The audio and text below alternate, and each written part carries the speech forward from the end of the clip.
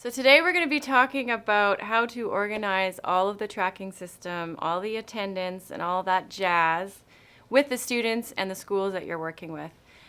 Because we're getting into more school divisions, we need to be more accountable for what we're teaching, who we're teaching, what they're learning, and all of that kind of stuff. Because we have it organized where 4 people can take over one teaching position, you might come in for 2 months and then someone else will come in after you, and we have to figure out what you were teaching, what they learned, so that the next teacher can come in seamlessly and pick up where you left off. So when I first started this, was horrible at it. I didn't know how to keep track of stuff. I would just write people's names, and I kind of figured out my own little system that I would love for you guys to use.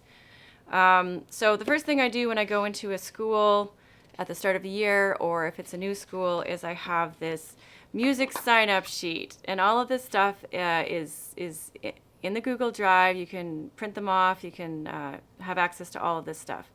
So basically, I go around to each classroom, and I just get them to write their name, the teacher, the grade, and then any student that wants to have music lessons, they just write their name and what instrument they want to play. And then that'll give you a good idea of how many students from what grade want to take lessons from you. So once you get this sheet, I also, they'll put their preferred days and their preferred lesson time. You can also complement that with this sheet, which some schools use the Monday, Tuesday, Wednesday, Thursday, Friday. Some schools use day 1, day 2, day 3, day 4, day 5, day 6. So we have both types in here, but you hand this out to all the classrooms, and then the teachers write in which ones they prefer. I usually have half-hour slots because usually it's like a K-12 situation, and sometimes each grade only gets half an hour in the week, or sometimes they can pick 2 slots. I find half-an-hour lessons work really well, especially when you're doing individual lessons. You have, say 6 kids you're teaching ukulele to. It's a good amount of time for them to focus. So I hand this out with the music sign-up sheet to all of the classrooms. Then once you know who's going to be in your class and what grade, this is like the attendance sheet. So, it's pretty, you just write their name and you write the date of the month. And then that's a good way to, that is a really good way to, you have to take attendance. And it might seem really simple, you have to take attendance, but it can be really hard to find the time to do it when sometimes if you're teaching half-hour lessons, you have 8 groups of students, 9 groups of students in a day. So taking attendance and taking that time to track is really important. Take 5 minutes at the end of each class to do this kind of stuff. It makes your day go a lot easier.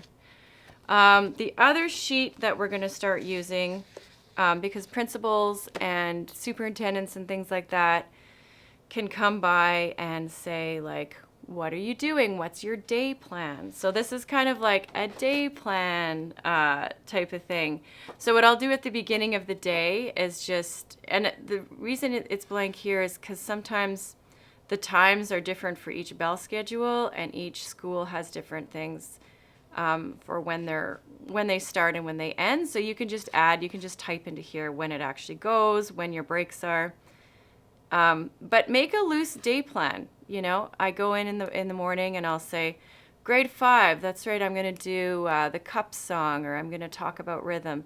Just jot something down for the day that you're doing, and you're going to keep everything in a binder so that when somebody stops by or when the next teacher comes, so you've been teaching up there for 2 months and then I show up, I can flip through and see exactly what you've been doing with the kids, and it'll help me plan better for what's going on. And the last thing that I do every single day for every single grade is the students that actually do come, we sit in a circle, and this is good for learning kids' names, because when you go into a school and you're the K-12 music teacher, you have so many names to memorize. There's sometimes 300, 500 kids, that might be coming in. And so I get them to sit in a circle, and I'll write down their name, and kind of like what they're interested in on that day. Just a little something to make me kind of remember who they are. It's really good if you can, anything personable with a student, if you can remember if they said they like chocolate ice cream, and then you're like, hey, Mike, I remember you like chocolate ice cream. They're like, wow, they really care about me. So try to remember something about kids. And this really is helpful. And then you put here like what you're actually doing with them. I also make little notes in here, like let's say Mike it was the first time he played drums and he was like an exceptional drummer. I'll put a star and an asterisk and I'll say, Mike, drummer, so next time he comes into the classroom, I can remember that. Because you're working with so many students, you might think you remember it, but you kind of don't. So that's what I do there. And then here's like next lesson ideas. So it's easier in the moment to remember what you want to do with them next time.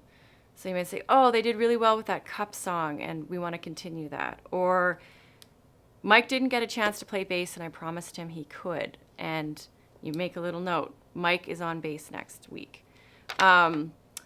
Also, this then just gets put, what I do here is I organize your binder into, you can just get these, or like I just make them out of paper and tape, but grade 1 or kindergarten, then you can move and you can have like this right there.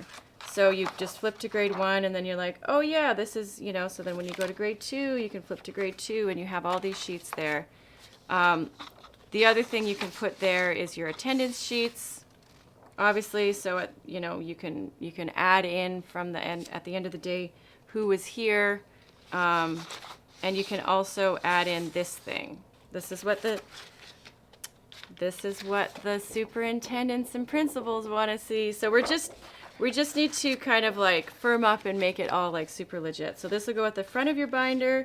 Every single day, you'll just kind of write the date and you'll write what your plan, any curricular ties. Now, the Saskatchewan government, there's the Saskatchewan curriculum for fine arts, and we have, that's all online, and we can also print it out for you it's in all of the schools. Get familiar with the curriculum. If you've never read a curriculum before, it's kind of, it's wordy, but it's kind of the framework for us to follow, the language. So you're kind of like learning a different language when you're reading through curriculum. It could feel intimidating, but really it's just like, when you're clapping and counting to 4, 1, 2, 3, 4, that's called a steady beat. And you can find that kind of stuff and I'll explain steady beat. Steady beat is explained in other resources, the video resources, but everything you do actually has like a super fancy name that sounds really educational.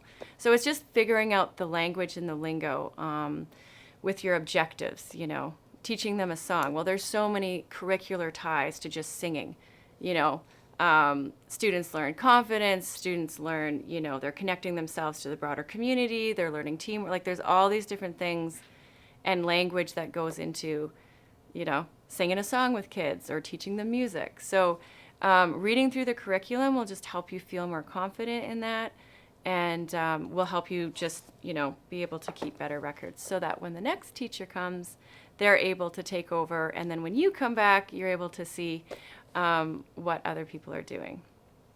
So I hope this helped. It took me a long time to figure out how to keep records. It might seem like a little annoying, but honestly, it'll make you feel like you actually know what you're doing, even if you feel like you don't. And it'll make you more accountable and the program will be more successful. So that's the tracking system.